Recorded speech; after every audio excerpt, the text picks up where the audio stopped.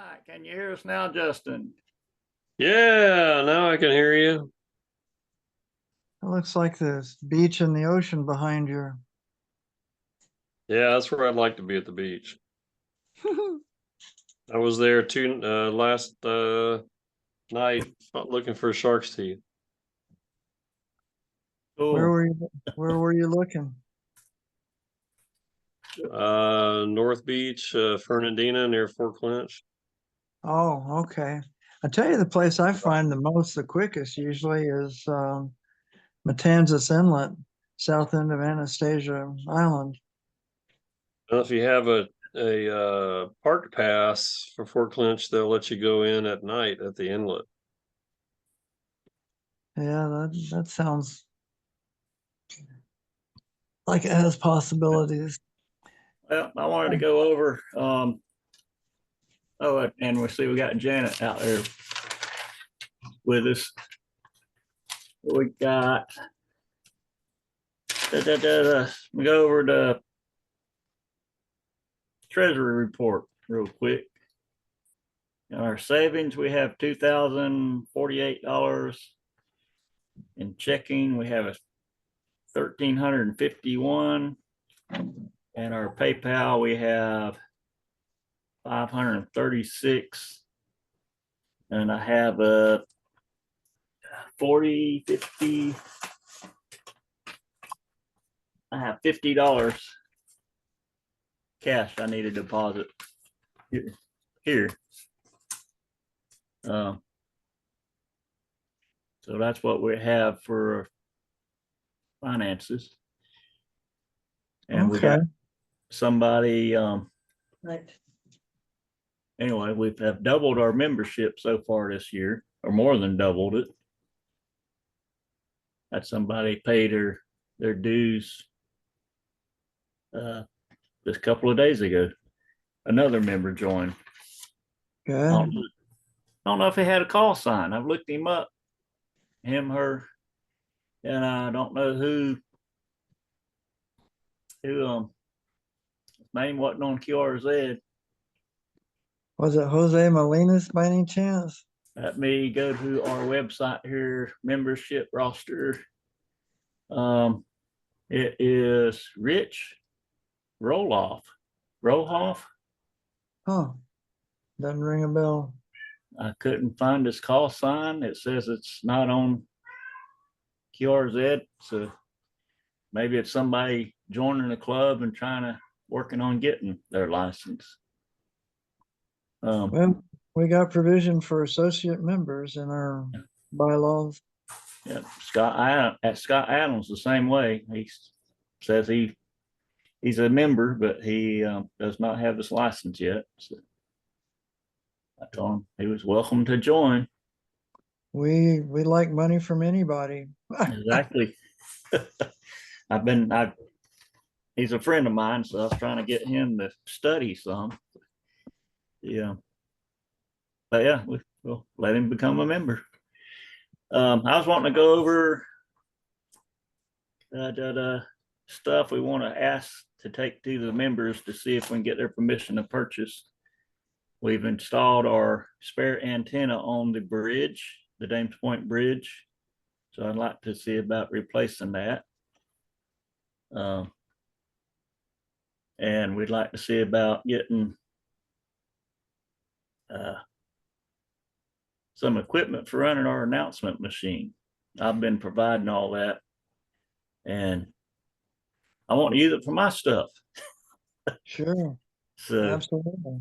So yeah, since I'm trying to get my station set up here finally, I disconnected it and didn't realize how much we was actually using it. And we actually have Connor running the net on 7.6 repeater now, and had 30 check-ins Friday night. So, and I was running an announcement on there for him for that. So I hooked it back up. So, and run an announcement about our changing date for our monthly meeting, which was supposed to be tonight. So we have an announcement running on the repeaters about it being next Tuesday. I'm hoping nobody showed up at the church tonight. I sent everybody email about the change and also the announcement on the repeater itself. So hopefully that is working. But yeah, I want to try to get the club to purchase the equipment so we can continue running that announcement machine. And Well, as far as permission to purchase is concerned, the board of directors doesn't require the membership's permission. And what we have traditionally done is to maybe take a straw poll of the membership, which is non-binding for information of the board members, affecting their votes. And then the board would, take a vote at a board meeting. As far as I'm concerned, as long as you're not wiping out the whole treasury, we ought to just go ahead and decide tonight to go ahead and, do what you're talking about and then share the information with the membership. But I think it's been kind of I think they can see there's some use being made of it right now already.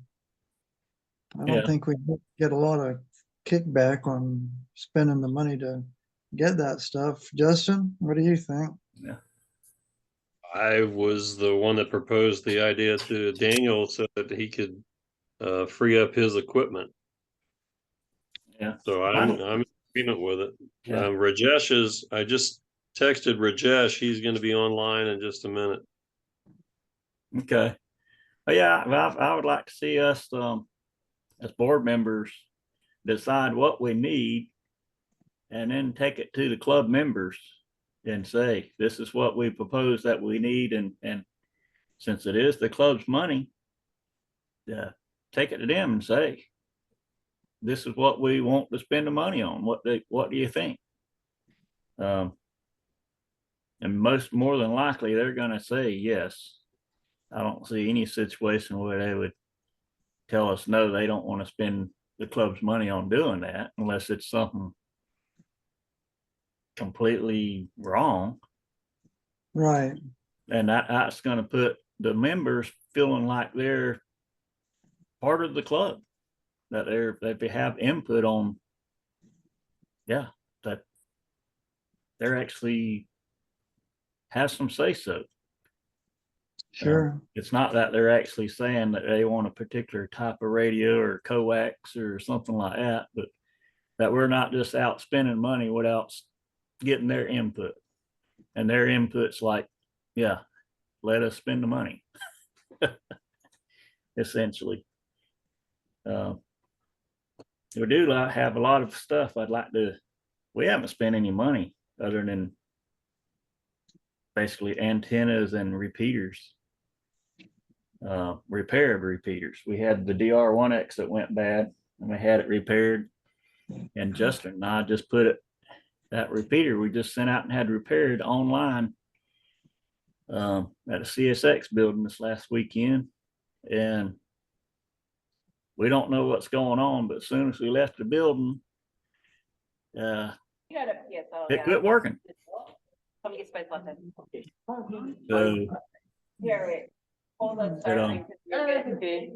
was going to ask Justin about that, but it died. And it's triple started. Right, and I have a message into our contact Damien follow-up meeting Okay. or visit to the CSX building. Yeah. But Could be something really simple that we just overlooked. I don't know. Or they got turned off, or it's just odd that it was working and as soon as we got to the ground, it's like it just got turned off. Wild. But it was, yeah. And he drove all the way from Jessup to come down to meet us that Saturday. But anyway, but yeah. So yeah, I haven't gotten a reply from him yet, but I expect something by the end of the week. Yeah, it's holiday weekend, so yeah, that's what I was assuming was a holiday weekend. I don't know. He may be on vacation part of this week or something. Who knows? Right. but yeah, which is, but and I did renew the insurance, the club insurance. It's due October the 1st, I think. So went ahead and renewed it. September, October, I forget. That cost us, I believe it's $200. Yeah. Now that's strictly the liability insurance. There's also equipment insurance that I don't think we ever got, as far as I know. No, it's just strictly our liability insurance. Um, I think Rajesh is still trying to connect. No, I'm here. Oh, good. Okay. You show that you're muted. That's why I was wondering. No, I just mute to talk or unmute to talk and then mute again. That's fine. Go ahead. Go ahead, Daniel. I'm sorry. okay. So you had a list of the items. I know we're not going to go over item by item, but did you have didn't you prepare an amount? I did not. I got individual prices. I didn't total anything up. Well, we have time if you want to hit each item. Go ahead. Yeah, we need to get some more Motorola CDM receivers or transceivers, I guess. The Right. CDM 1250s. Yeah. How I've much used are all- they? I got a calculator going. They're roughly about $140 a piece on eBay. You can get So- sometimes you can get them for 125. Just have to keep an eye out. All right. So if we round off to 150, you said you need 4. Yeah. All right. So that's 600. Go ahead. Yeah. What I've done on the new 147 360 repeater link on a bridge, it's got a 2 meter for the receive and a 440 for the link back frequency. So there's 2 radios there, and it has the ID-O-Matic hooked in between the 2 for essentially a controller. So the link is actually IDing. When the link IDs, it does not send out a tone with the ID. So you can set your tone squelch and on the receiver end, and it will not hear the ID. So if you ever do any linking or whatever, it won't be heard, but yet the link itself will be complying to the FCC regulation saying it's supposed to be IDing. And Cool. Jack and so I've got that working on the new 147.360 repeater link. We haven't got the transmitter set up yet on the bridge, and the new 220 link on the bridge. The 220 link is working excellent. It does not have the transmitter. It's sitting here at the house still being tested. But the link is working great. We're getting people. Signal link is what amount? I think it was like 130 for the signal link. That was for the announcement machine. So I got Right. 600 plus 130 so far, I believe. Yeah. Rock on, keep going. Yeah. The little for out of band control, Jack and I was working on the DTMF tone boards. I've got some ordered, and I think Jack's ordered some stuff too. We'll see what's going to work on that. I think the board I ordered $25, I think. Yeah, one of my ordered was $22, and when I bought 2 of them, which I went ahead and did. Yeah. So I I've should got, get them pretty soon. I did the same, just to, if they work, we'll have more. And I spent $100 on the other type with the Adrenos, and I got a couple of those to play with. we'll see what works the best. But our hopes there is to get a controller for the bridge. So that way we'll have out of band control and we'll be able to turn off each individual receiver, transmitter, or each individual link if we need to. So that way it'll put us in compliance on the links on the bridge. We'll have Okay, so that's a 600 plus 130 plus sounds like approximately, I don't know, about Another 100. 150. Counting the Arduinos and the Well, other tone boards, that's another 150. yeah, well, you can't really count that because we're not purchasing that until we decide which ones actually work and what the club is going to actually use. I'm just running a worst case total. Keep going. Yeah.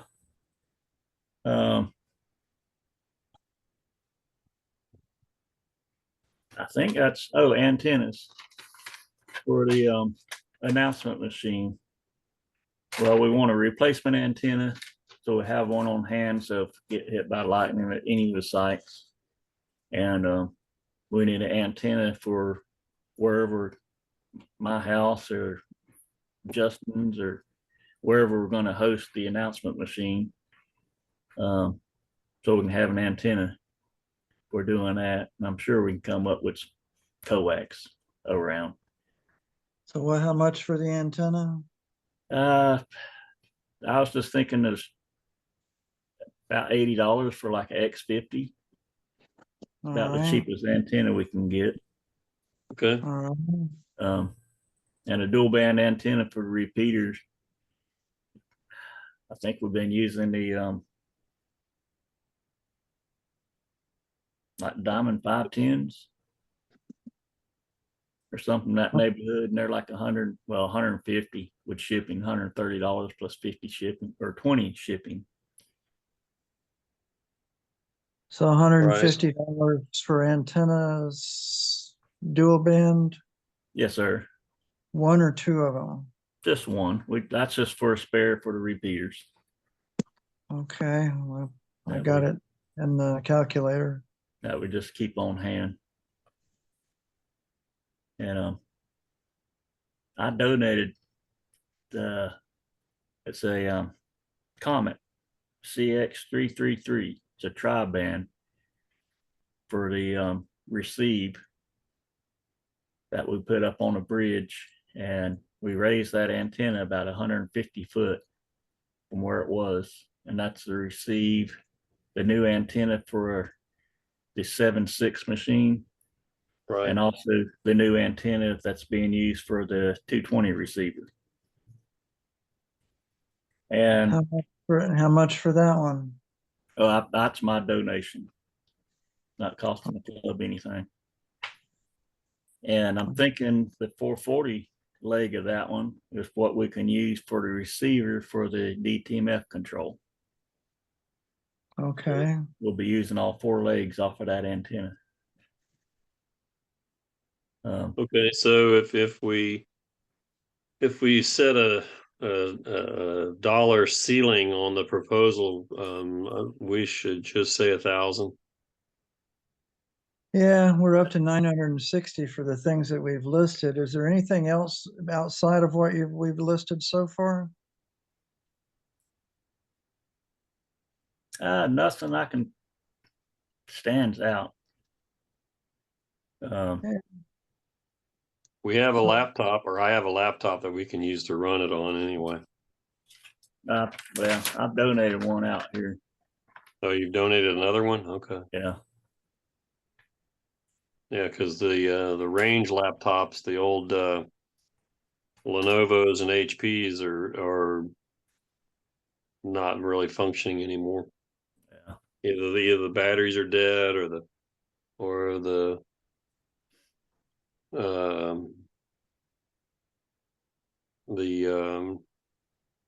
connectivity speed is too low. Oh, you left the beach. Now you're up on the bridge, Justin. I'm just jumping around all over the place.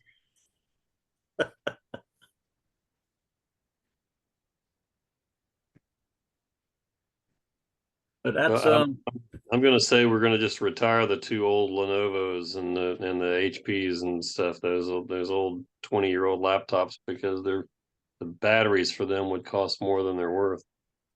Batteries for something like that usually cost 20, 30, 40 at the most. And they're Yeah. usually available.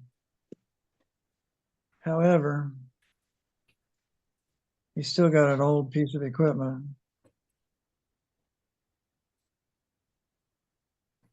yeah, we've got enough newer laptops floating around that I'm not using. I just keep donating.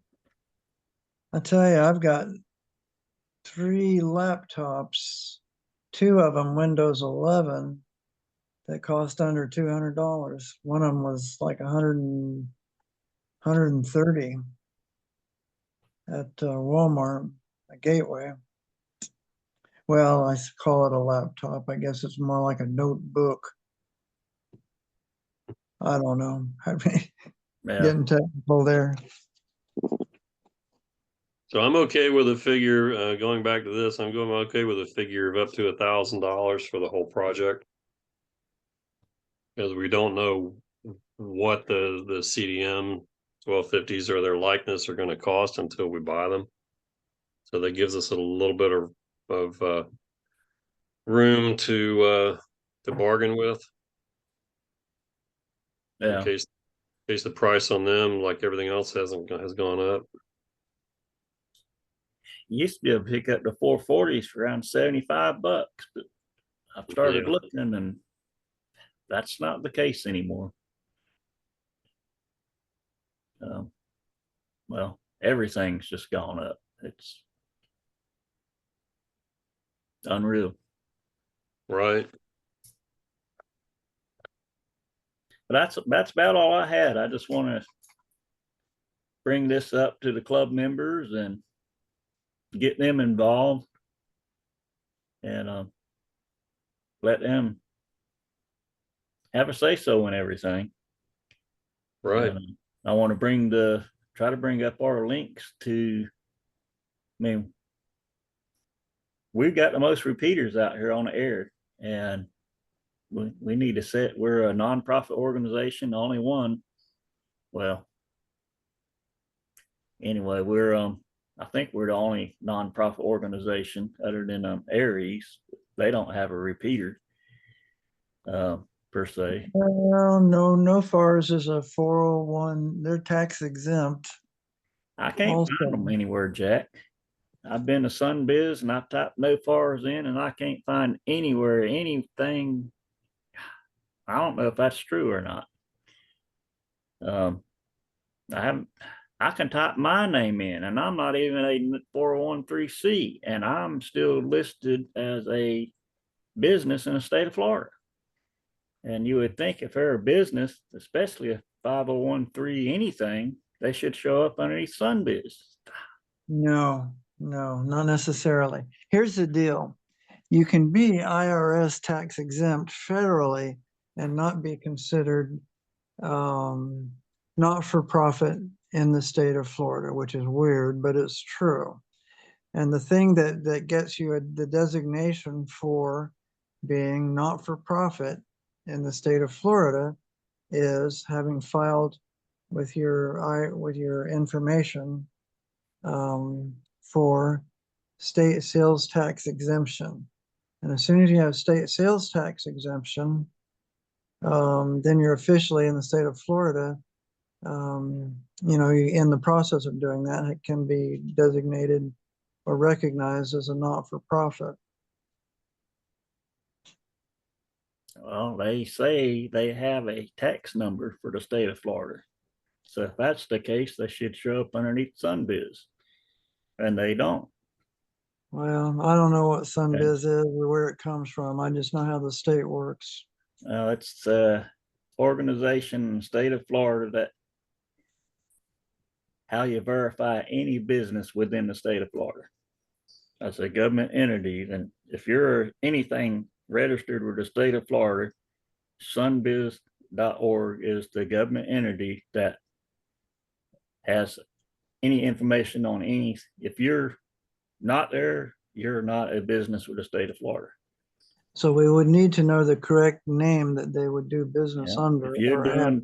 doing business as, you're registered with the state of Florida, which will show up with a SunBiz. So if they're doing business as no FARs underneath something else, they should show up as no FARs doing business as.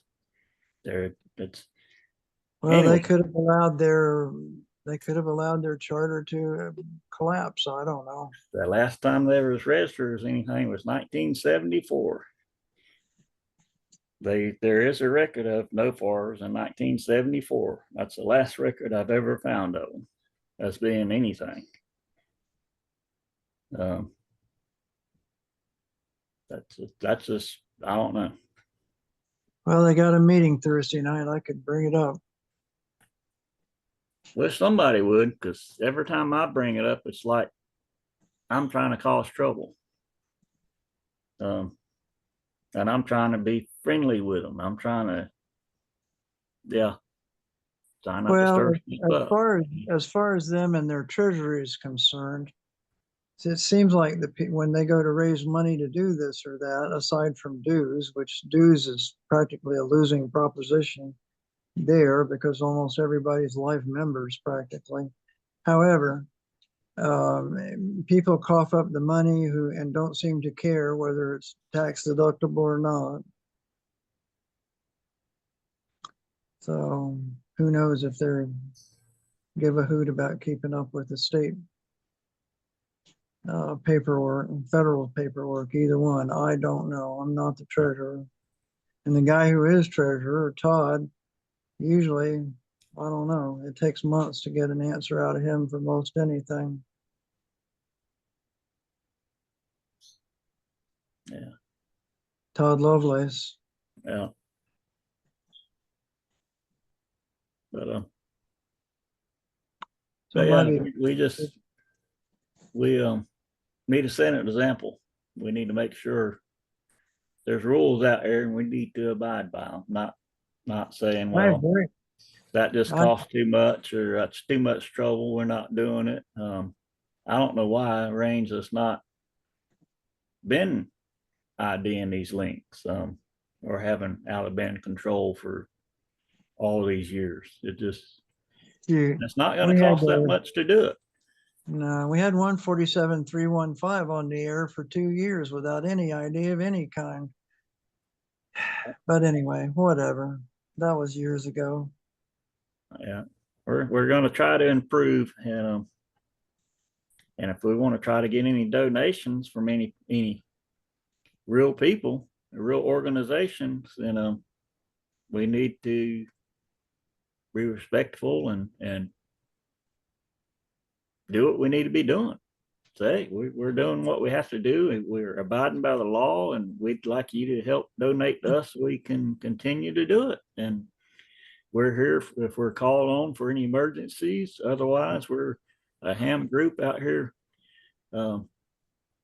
having fun and being prepared. So if we're ever called upon, we're here and our equipment is available for any emergency services to utilize. I would suggest that we, if we have 7.6 operating on a reliable fashion and so on, that we approach the emergency coordinator and let him know that we would like to perhaps prepare a memorandum of understanding to such an extent that they might use it as a fallback repeater from 7.0, and even do what we used to do for quite a few years. They'd have 1 month or a quarter, I don't know, I'm trying to remember, of doing 7.0 and a month or a quarter of doing 7.6, and go back and forth to exercise both systems with ARES Wednesday night nets. That sounds like a good idea. We had check-ins from North Ware County, almost 90 miles away Friday night. And we had check-ins from St. Augustine. Our receive and transmit on the 7.6 machine is working great. It's got great coverage. It's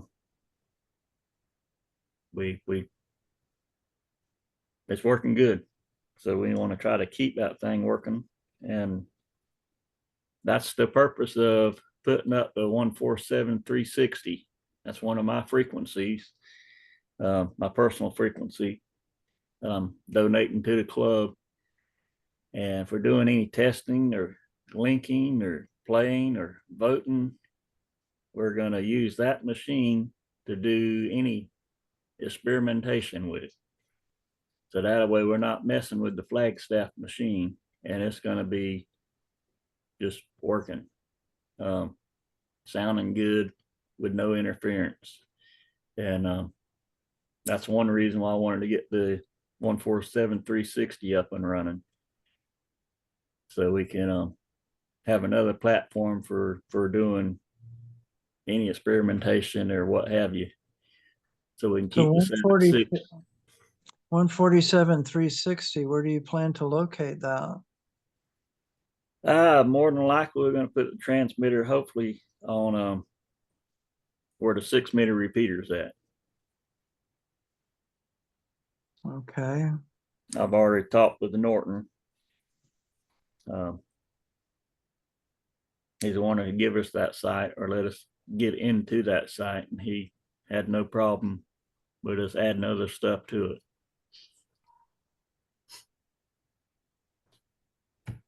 So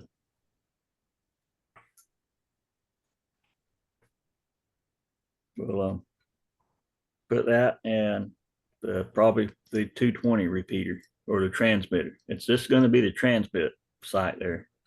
The receives, both of them is going to be on the bridge.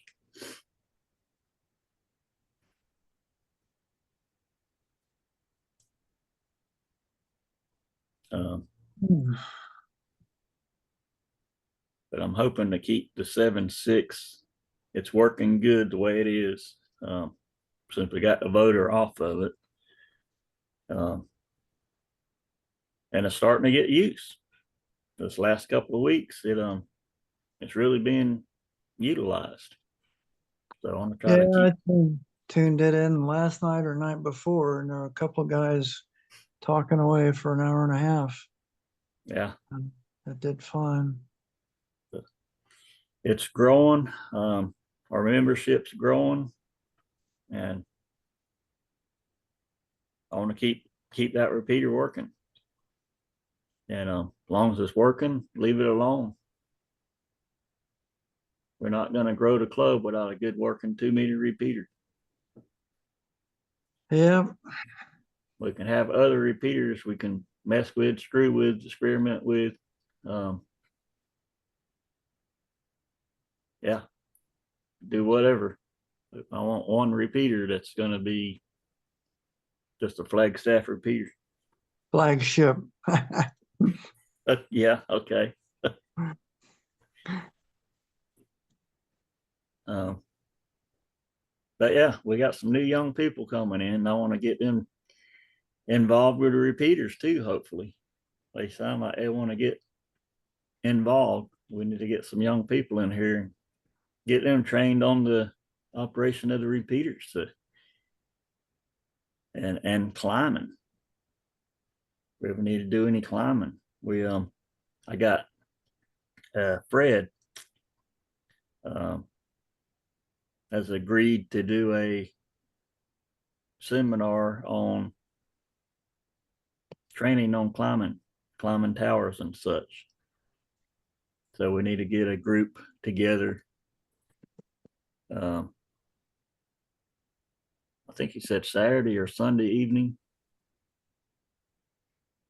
And he would come over to my house and we could do a little school or something on climbing towers, doing safety and getting people off the tower, maybe if they're injured or passed out or something like that. He's been trained, been doing that for many years. I had an emergency at 800 feet one time. My climbing partner, we were spray galvanizing, doing spraying and to put on spray galvanize of the mounts for the antennas there. Wind changed and he managed to spray himself in the eyes with the galvanized. Bob Grant, WD4BIW.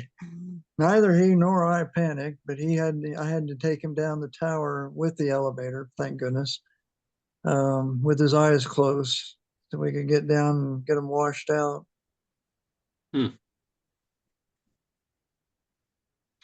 So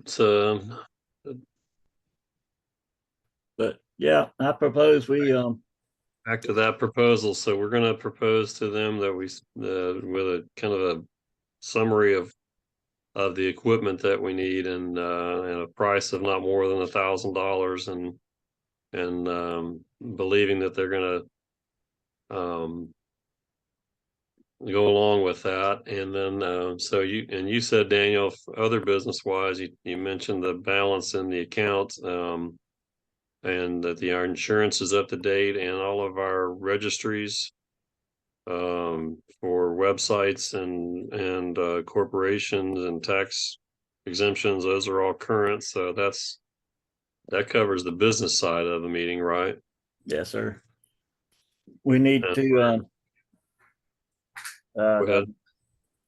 or nomination committee for all the board members or elections coming up. That's got to be taken care of at this upcoming meeting.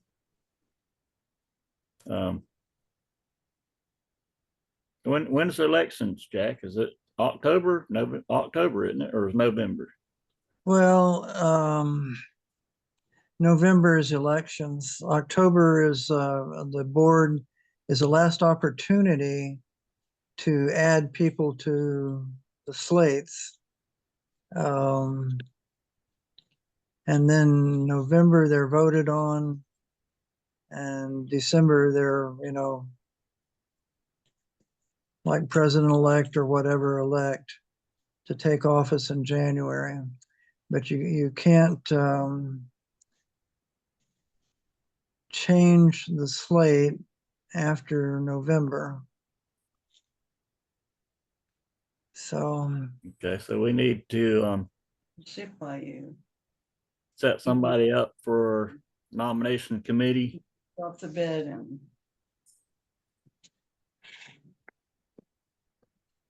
yeah, At next week's meeting, and then have the nominations in October, the elections in November, and then they take office in January. I understand. Yeah, yeah. we need to hopefully get somebody for a nomination committee. Have to, I'll do it. Maybe we get somebody. I recommend that we get at least 2 people for a nominating committee, and ideally an older one and a younger one Yeah, in the committee. And when 2 people are talking to someone about doing something, I think there's sometimes a little more chance of getting somewhere with the request than just one person being turned down. And I, definitely would, with some of these newer members, I think we need to see if some of them won't do something. yeah. Okay. And we've got Yeah. a number of appointed positions too, but that we haven't entirely filled like we might have this year. That it Yes, would be sir. good. And I suspect that if it might not be a bad idea, although it would be unofficial until whoever's president next year makes the appointments, to feel out some people for some of those appointed positions. For one thing, the repeater trustee, the younger the better as far as I'm concerned, because they don't really have to do very much other than, check their mailbox to see if the FCC's after us or whatever. But then it would stay the same for a long time, and just cuts down on the paperwork hassle to change it. Yeah, Okay.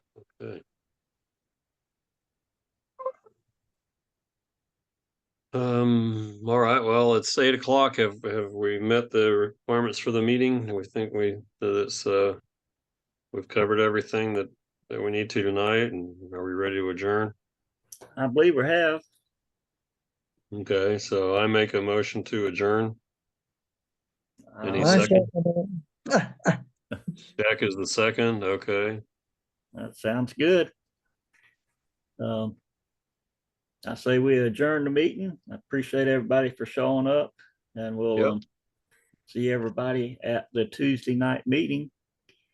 And I'll get with Jack and Justin on the presentation for the meeting. We'll go over that later. Okay, Okey-doke.